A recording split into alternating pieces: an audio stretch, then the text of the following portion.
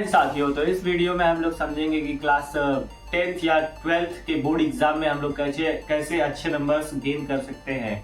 तो इस समय बोर्ड का सेशन चल भी रहा है और बहुत बच्चों का ये डाउट है कि हम लोग कम समय में पढ़ के और कैसे अच्छे नंबर गेन कर सकते हैं।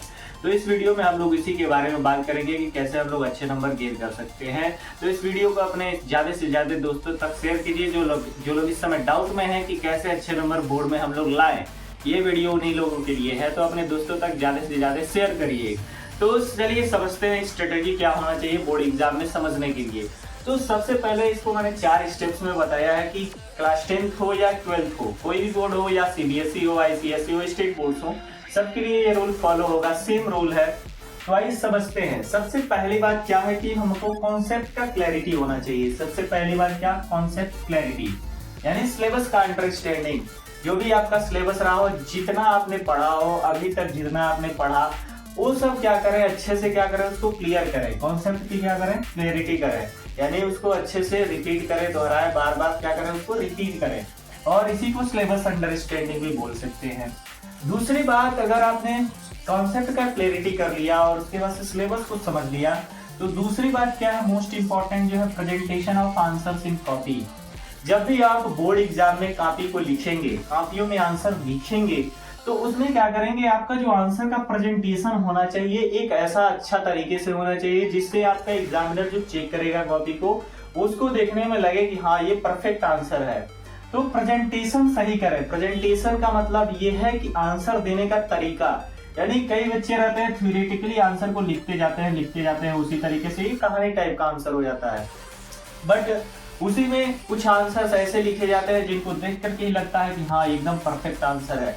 तो उसको लिखने का तरीका बदले। जैसे थ्योरेटिकली आंसर न लिख के क्या करें, कोई टॉपिक है, कोई क्वेश्चन है, तो उस पे आप पॉइंट वाइज करके आंसर को लिखना शुरू करें। अगर उससे रिलेटेड आपको डायग्राम भी बनाने को अगर समझ में आ रहा है तो उससे रिलेटेड डायग्राम भी दे, जिससे डायग्राम से भी विजुअलाइजेशन क्लियर होगा आंसर का। ठीक है। तो सेकंड क्या है कि प्रेजेंटेशन ऑफ आंसर जो हम कॉपियों में करते हैं। तीसरी बात, नेवर स्किप एनी क्वेश्चन। कभी भी अपने बोर्ड एग्जाम में किसी भी क्वेश्चन को बिल्कुल ही मत छोड़ें, चाहे वो आपका क्लास 10th का बोर्ड हो, चाहे 12th का बोर्ड हो। कोई भी क्वेश्चन है उसको बिल्कुल ना छोड़ें। हाँ, जो क्वेश्चन आ रहा है उसको क्या करें, पहले सॉल्व कर लें, और जो नहीं आ रहा है उसको क्या करें, सबसे लास्ट में सॉल्व करें। बट उसको करें, उससे रिलेटेड कोई चीजें क्या करें, लिखे जरूर। और तीसरी बात, प्रैक्टिस पीवाईक्यूएस, यानी प्रीवियस ईयर क्वेश्चंस। पीवाईक्यूएस का मतलब क्या है, प्रीवियस ईयर क्वेश्चंस, यानी कोई भी सब्जेक्ट हो गया, या मैथ हो गया, फिजिक्स हो गया, साइंस हो गया, एसएसटी हो गया, हिंदी हो गया, इंग्लिश हो गया, उसको आपने पढ़ लिया, जितना आपने उसमें कॉन्सेप्ट पढ़ लिया, पढ़ने के बाद से उसके प्रीवियस ईयर क्वेश्चन देखिए जो पिछले साल बोर्ड एग्जाम में पूछे गए हैं। क्योंकि बोर्ड एग्जाम में पूछे गए प्रश्न क्या होते हैं, रिपीट होते हैं। हर साल क्या होते हैं, वो किसी न किसी सेट में रिपीट होके आते हैं। तो चौथा क्या है कि प्रैक्टिस क्या कीजिए, पीवाईक्यूएस को क्या कीजिए, प्रैक्टिस कीजिए।